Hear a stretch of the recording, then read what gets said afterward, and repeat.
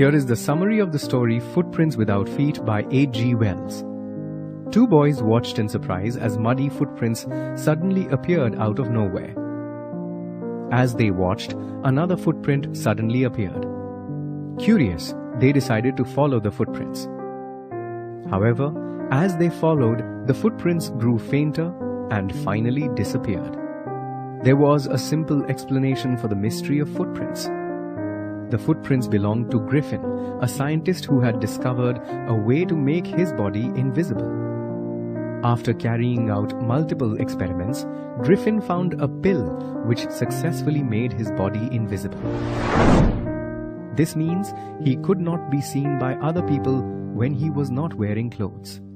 Now, Griffin, though smart, was a criminal. He set fire to his landlord's house just because the landlord wanted him to leave the house. He then ran to avoid being caught. This shows his cruel nature. Griffin was now homeless, without money or clothes, and he was also invisible. Even though Griffin managed to outrun the two boys, his adventures were far from over. It was cold in London, and Griffin was without clothes.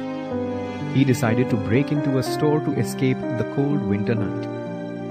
When the store closed, Griffin indulged himself by dressing himself in warm clothes.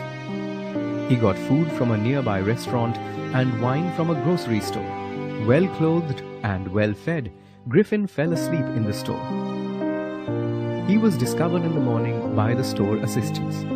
The only way he could escape was to take off his new clothes and run away as fast as he could. Now, he was naked in the cold winter air again. So, Griffin decided to go to Drury Lane. Drury Lane housed different theatrical companies, and Griffin thought he could find clothes to disguise his face and body there. In one of the stores, he found a false nose, dark glasses, whiskers, bandages, and a large hat to disguise himself. He attacked the shopkeeper from behind to escape. He also robbed him of all his money. These incidents further emphasize his cruel and criminal nature. Griffin left London for the village of Iping. He booked 2 rooms at the village inn. Griffin's arrival was a rare event in the village. Mrs. Hall, the landlord's curious wife, tried to be friendly, but Griffin wanted to be left alone. For a short time, Griffin enjoyed a peaceful time at the inn. However, soon his stolen money ran out. Griffin had to lie to the landlord. He asked for more time. Soon after, there was a curious incident at the clergyman's house. A clergyman is a minister at a church.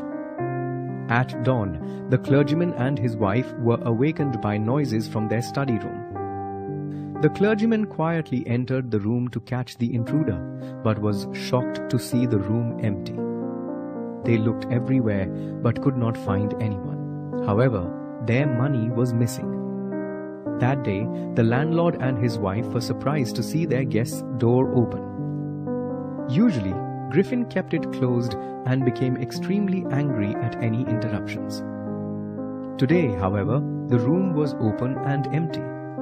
The couple decided that it was the perfect time to spy on their guest. However, as they entered the room, they heard a sniff from behind him. Then, a hat flew at Mrs. Hall. Finally, the bedroom chair flew from its place and rushed forward to attack the couple. Terrified, Mrs. Hall and her husband ran out of the hall. Mrs. Hall was convinced that the room was haunted. The couple, however, felt that their guest was somehow responsible. Then, the couple heard news of the robbery at the clergyman's house. The very same day, Griffin gave them some money. The couple was suspicious and believed Griffin was the thief. So they called the constable and went to their guest's room. When they confronted Griffin, he was angry. Furiously, he took off his bandages. The couple was horrified to see no head on his shoulder. Just then, Mr. Jaffers, the constable, arrived. He was surprised to see that his thief was a man with no head. However, he was a dutiful man. He tried to arrest Griffin, but found it increasingly difficult as Griffin started shedding his clothes. People tried to help the constable, but how do you capture an invisible man? They got hit by invisible blows, and poor Jaffers was knocked unconscious. Griffin managed to get himself free since no one could lay their hands on him.